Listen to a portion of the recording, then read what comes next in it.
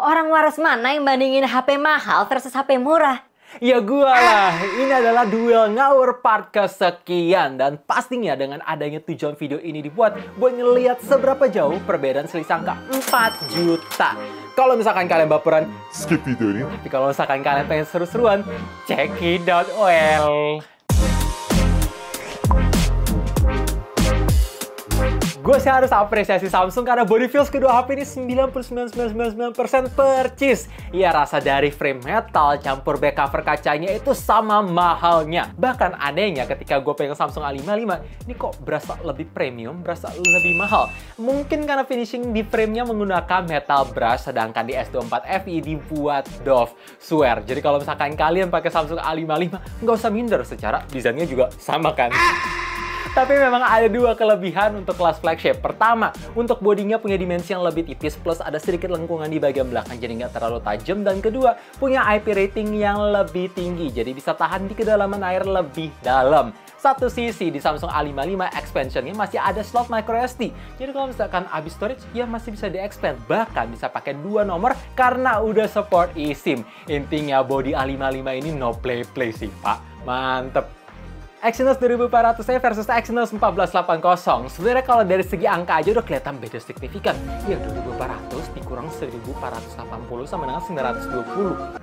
Oke, serius. Ngomongin soal angka benchmark, ya bedanya signifikan banget. S24 FE menang telak. Tapi satu hal yang bikin Samsung A55 unggul, tersedianya varian RAM 12GB.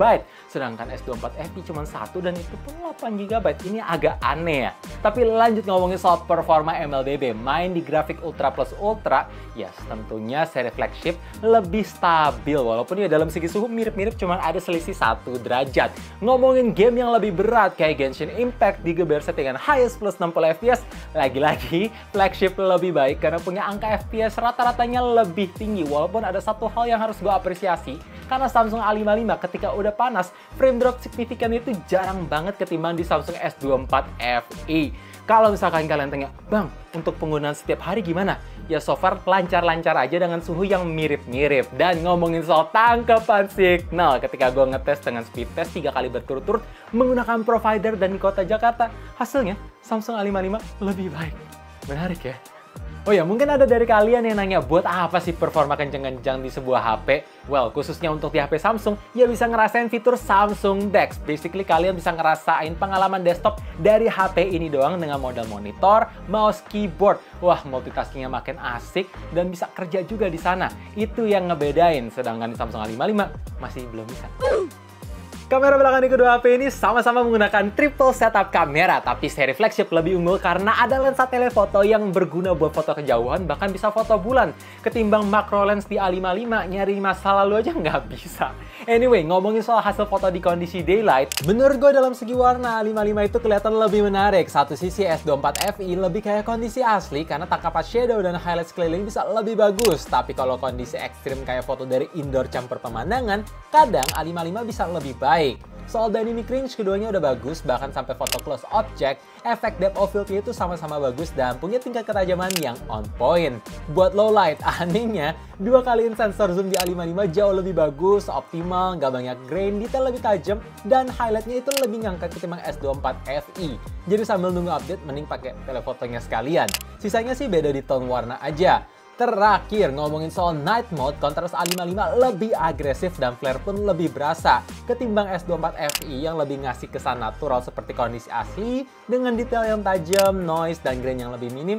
Intinya emang S24 FE lebih bagus, tapi gue surprise, beberapa hasil foto A55 lebih bagus loh.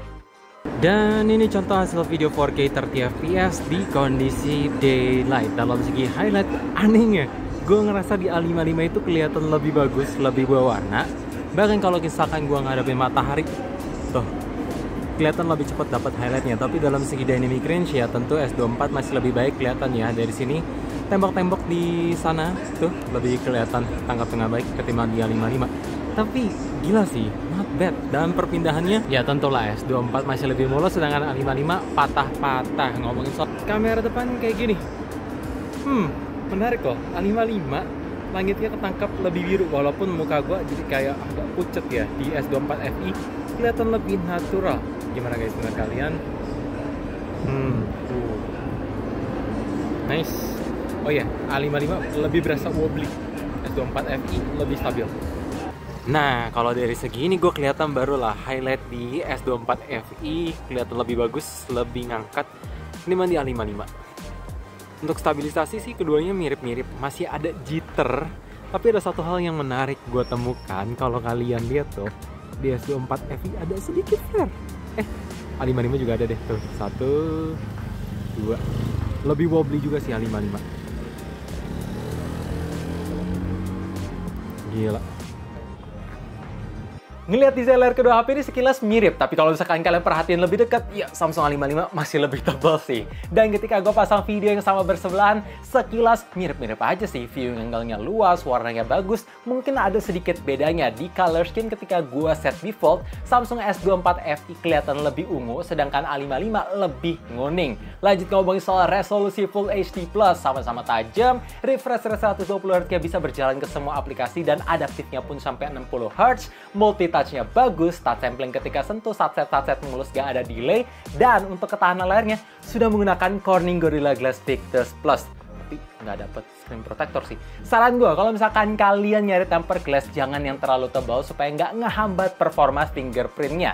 Dan ketika kalian udah pasang tempered glass, jangan lupa itu sidik jari dihapus, terus daftarin ulang biar performanya sama-sama cepat. FYI, untuk performa fingerprint, S24 FI masih lebih cepat. Oh ya, ngomongin soal brightness, S24 FI juga lebih unggul ketika dipakai di kondisi outdoor lebih cerah. Tapi bukan berarti Samsung A55 jelek loh ya. Tetap bisa nyentuh 1000 nits, udah aman banget. Baterai 4700 mAh versus baterai 5000 mAh. Jujur dengan body dimensi yang kurang lebih mirip, agak sedih ketika ada selisih 300 mAh. Tapi ya udahlah ya. Gimana soal ketahanan baterai? Mana yang lebih awet? Di awal-awal ketika gua make sosmed doang, ya terlihat sama percis. Tapi begitu udah main game berat, barulah kelihatan kalau Samsung A55 lebih awet. Padahal settingan gamenya udah disamain, refreshernya pun sama, brightness-nya adaptif, speaker 20%, dan pastinya di kondisi ruangan yang sama, plus pakai koneksi Wi-Fi. Hasilnya seperti yang bisa kalian lihat. Dan ngomongin soal charging, ya mentok di 25 watt super fast charging di kedua HP ini. Pastinya brick charger juga harus beli terpisah. Tapi kalau misalkan kalian tanya, Bang, untuk penuhin baterai apakah ada selisih waktu yang sama secara pakai 25 watt? Oke, ketika gue colok di angka 5-100% dalam keadaan airplane mode, ternyata ya S24 FI lebih cepat 5 menit. Tapi ada satu hal yang membedakan kelas flagship, yaitu tersedianya fitur wireless charging dan reverse wireless charging. By the way, ada yang pakai fitur ini nggak sih? Kalau misalkan ada, coba lihat like-nya dong.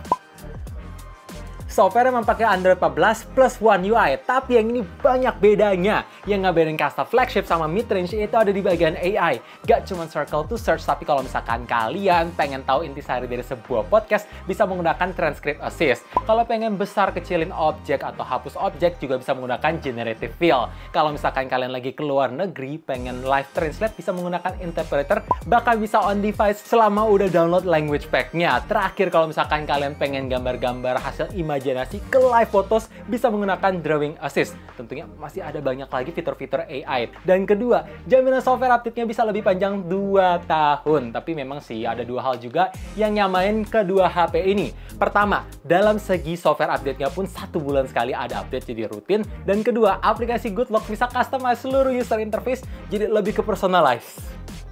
Kesimpulan dari dual hour ini, dengan selisih harga 4 juta, ada hal yang bikin gue surprise. Ternyata Samsung A55 bisa ngimbangin dari Samsung S24 FI. Ya kalau misalkan kalian pengen nyari smartphone all-rounder buat foto, video bagus, performa oke, baterainya awet, jelas Samsung A55 ini bakalan cocok buat kalian. Tapi memang, kalau ada budget lebih, nyari performa lebih kencang, lifespan-nya lebih panjang, ada lensa telefoto, Samsung DeX, bahkan nyari AI yang komplit dengan harga segini, jelas S24 FI menawarkan pengalaman flagship sejatinya.